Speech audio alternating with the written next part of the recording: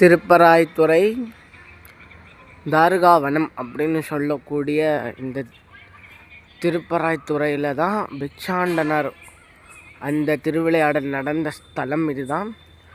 திருப்பராய்த்துறையினால இன்னொரு விசேஷம் இருக்குது. இங்கே தான் ராமகிருஷ்ண தபோவனம் ஒன்று இருக்குது.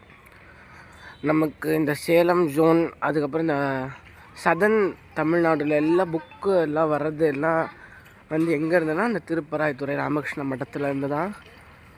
திருப்பராய்த்துறைனாலே முதல் சாரதா தேவி, அப்புறம் இந்த சிவபெருமான், அதுதான் முக்கியமானவர்.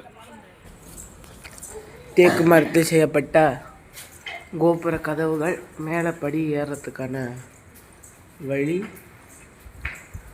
திருப்பராய்த்துறை பராய்நாதர்.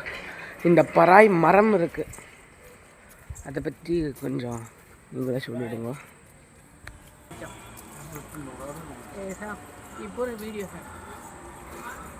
உள்பிரகாரம்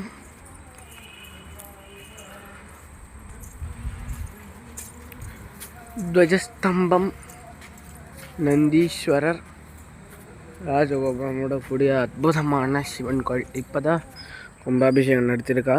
இந்த வேதிகைகள் எல்லாம் இருக்குது. நல்லா வழியெல்லாம் நீட்டாக போட்டிருக்கா.